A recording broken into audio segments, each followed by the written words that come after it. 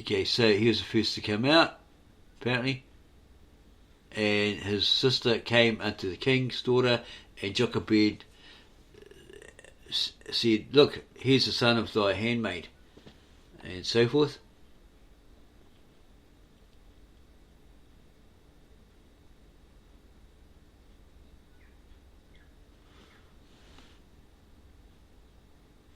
Pharaoh's daughter said, what with you? What does that mean? What's with you? Maybe. And they said, your father's commanded that the infant be killed? Yeah. And that all the Hebrew males, as soon as they are born, be slain also.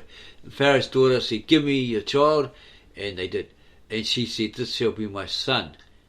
And it came to pass that the wrath of Pharaoh was turned away from slaying the males of the Hebrews. So he stopped doing it, right? And the child Moses grew and increased in stature, and was learned in all the magic of the Egyptians. So it sounds like the daughter convinced him to cut it out, you know.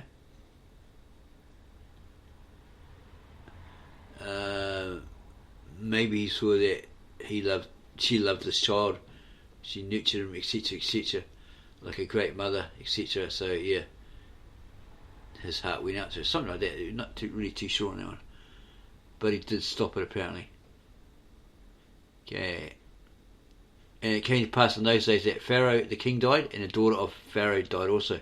And there arose up a king who knew not Moses, neither regarded he the children of Israel. So he didn't give a toss about them. When all these things were accomplished, Moses came up out of Egypt, and he journeyed with his brothers into the land of Goshen. And he saw the oppression of the Egyptians, wherewith they oppressed his brothers, or his kind, and it grieved him to the heart. Okay, so he says, let's shake off the yoke of the Egyptians, let us cast away their bondage from us. We be more in number than the people of Egypt, the lesser should always bow down and serve the greater, as it is written in the prophecy of Jacob our father. The fifth part of the increase of our lands will we not give the Egyptians, neither will we serve the Pharaoh any longer. When it was told Pharaoh that Moses stirred up the people and made them uneasy under their burdens, Pharaoh sent messengers unto Moses, but they found him not, for he had fled out of the land of Goshen from the face of Pharaoh into the land of Midian. So it's not saying there that he killed an overseer. Okay, and that's been omitted by this translator. He's stirring up the people. He's making them rebel. So he runs away and he lives with Jethro. He's up living with Jethro the Midian. And he took a wife, Zipporah. In Hebrew, the cause of contention. And he dwelt with him, Jethro, 30 years. And it came to pass after Moses had fled from the face of Pharaoh, and he had left his brethren, his brothers or his family, whatever, his kind in the land of Goshen, that Caleb the son of Hezron invented the bow, for he was a mighty man and a man of renown. So he's quite well known. So he makes this bow. He taught the children of Jacob to shoot with the bow. He taught his brothers to prepare themselves for the battle. Okay, Moses was 80, and he was told that the Pharaoh was dead. Those who sought his life were dead. So he went back. He sent Gershom his son before his face. Moses came. He and his wife into the land of Goshen, even to his brothers, to become his brethren. Okay. And he spoke to the children of Israel. And none of the children of Israel knew Moses. And they didn't pay any attention to the words he was saying. And they said unto Moses, thou hast polluted the house of Jacob, for look, you have taken to wife one who is not an Israelite. And Moses said, I have sinned. And Moses put away Zipporah and the children, because he married an Ethiopian apparently. African. And the children, he put them away, right? He sent them away, and they returned unto Jethro in the land of Midian. Okay, it goes on.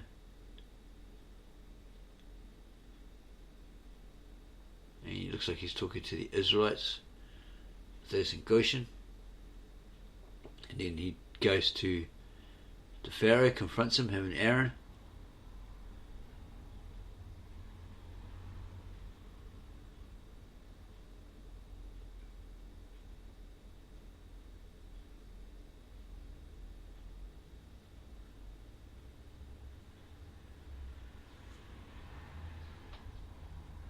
Moses persuades the people to go out of Egypt. To get out of Egypt.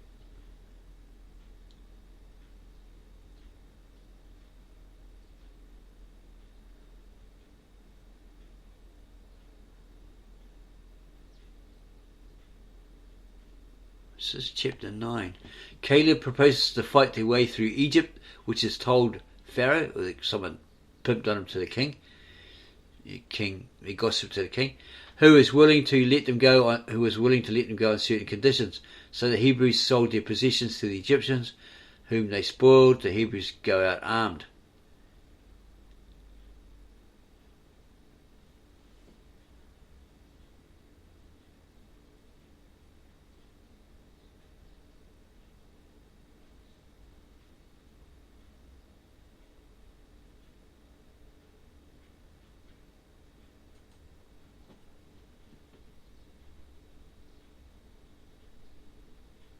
The Hebrews deceived the Egyptians.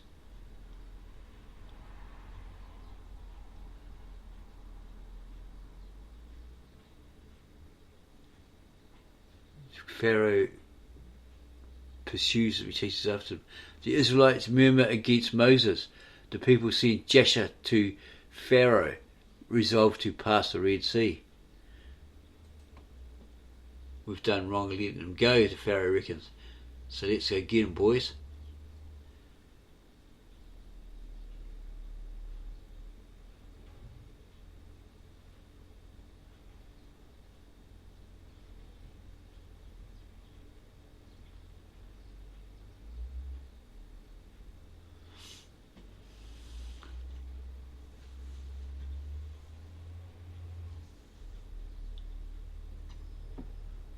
Very interesting.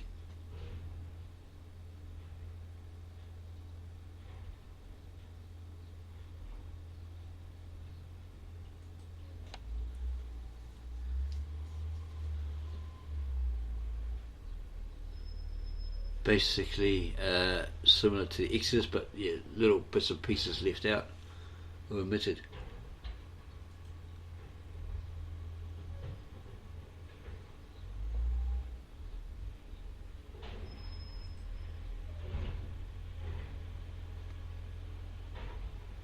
Interesting reading.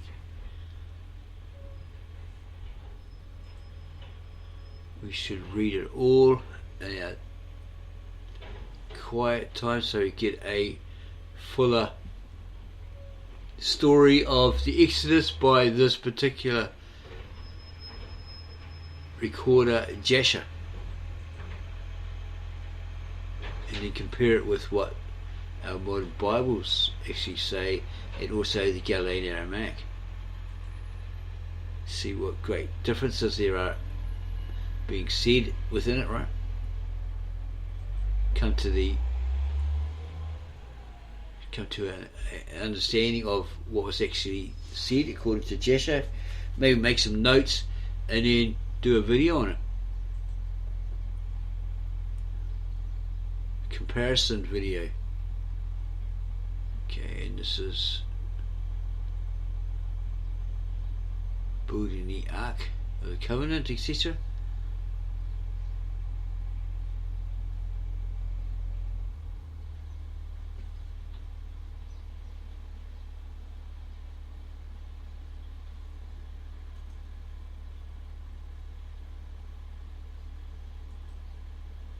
So this is basically the Torah, right?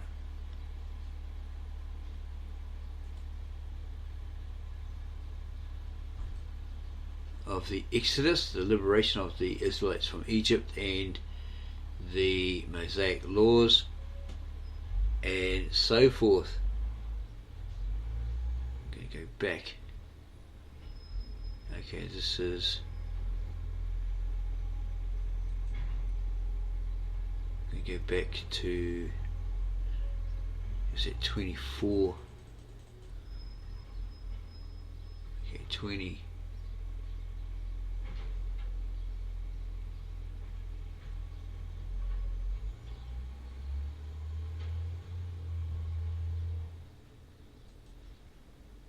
Pretty sure this is Exodus.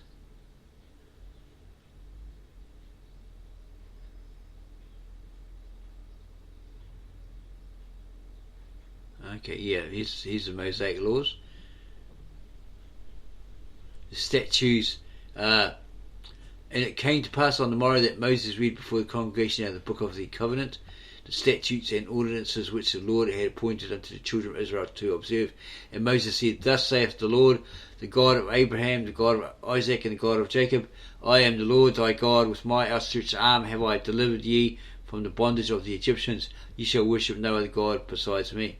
The likeness of the Lord thy God thou shalt not make, either in gold, etc., etc. Thou shalt not use teraphim in thy dwellings, saith the Lord. Sacred and holy shall be my name in the mouths of the congregation, etc. And in the mouths of your sons throughout all generations. You shall set apart every seventh day for a day of rest, where you won't work, neither with your wife, your daughter, etc., etc., nor your beasts and stuff. Okay, so that's a rest from the labour, and on that day you shall bring offerings of thy cattle, of thy flocks, of thy herds, and of thy fowls, and so forth.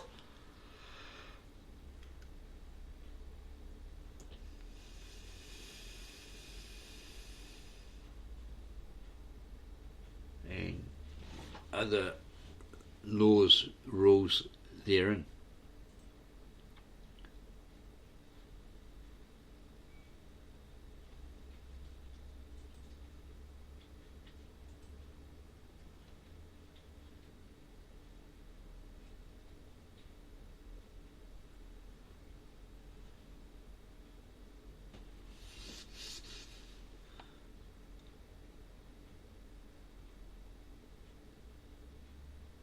What's this? Exodus 24:23. And then came forth the son of Shelomith before the congregation spoke unto Moses at the door of the tabernacle, saying, The Lord has not spoken these things, peradventure they are imaginations of evil to this people. And Moses commanded the Levites, saying, Lead him forth of the camp, and let the people stone him with the stones, that he die, as the Lord hath spoken, because he's probably blaspheming, denying that what Moses had said, that God had said, he didn't say.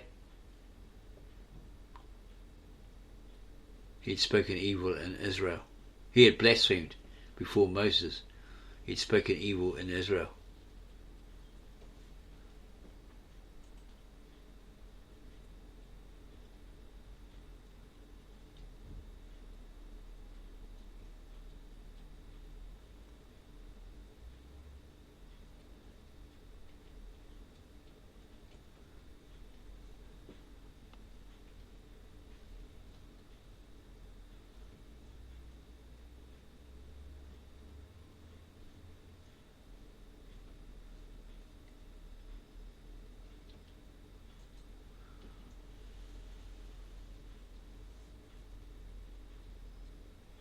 Oh my gosh, some brutality here. What do you call that? Consequences of certain people.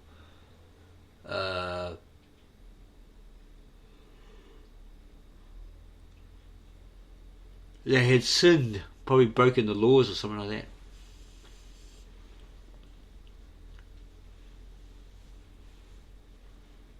Okay, what's this here?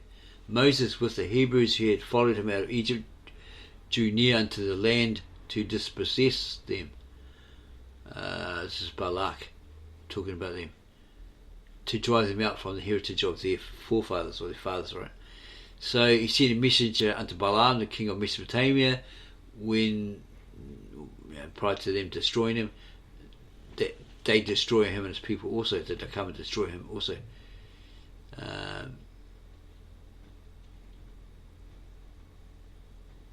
And then the people did evil in the sight of the Lord. Then Moses with Eleazar, the priest, stood forth and said, Ye have sinned, and that ye have saved the women of the nations when you fought against them. He's talking about, those that they battled against. They kept those women alive for their own gratification or something like that.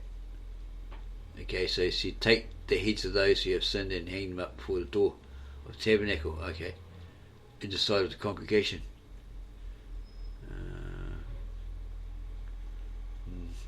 there fell of the people 20 and 4,000, and then slaughter ceased, all this sort of stuff.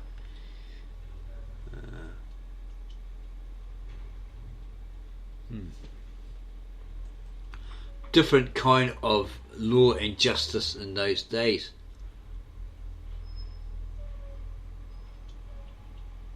Joshua was appointed to succeed Moses.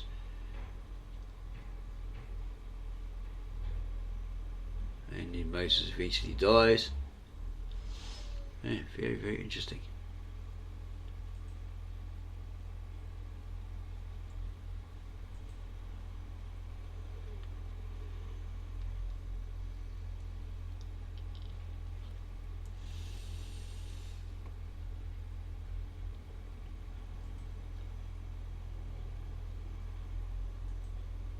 Okay.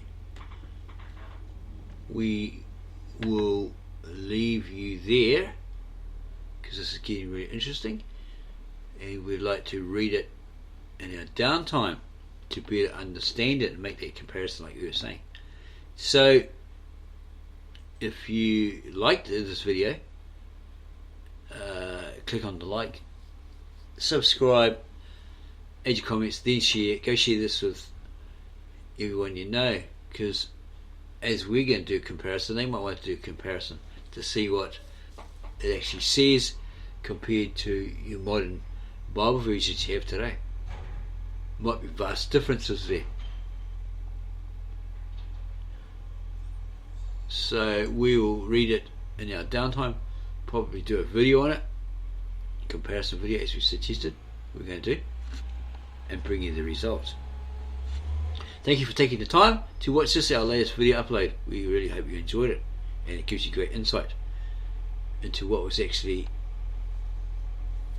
went down in Moses' era at that particular time, as recorded by someone who was there, i.e. Jashar.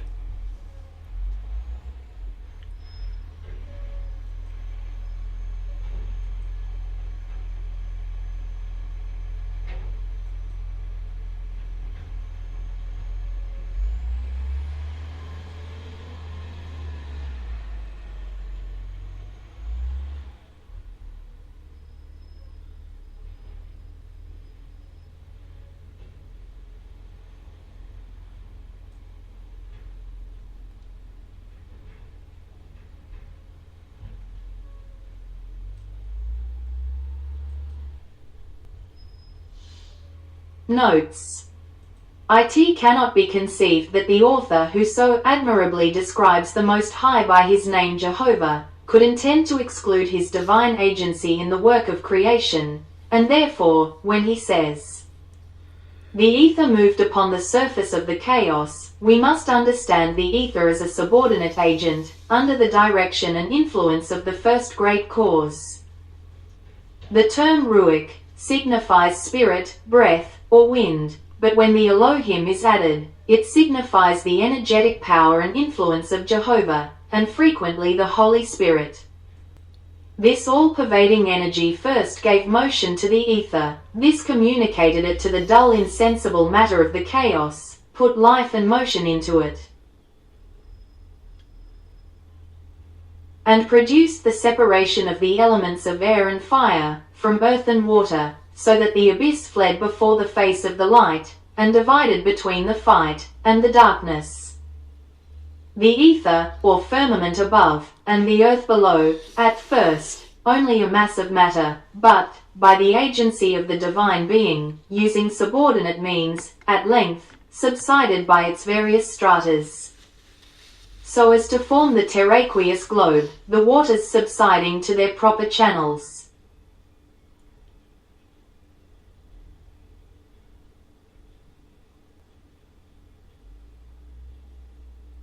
The opinions of the numerous theorists, such as Burnett, Whiston, and others, widely differ on the nature of the abyss.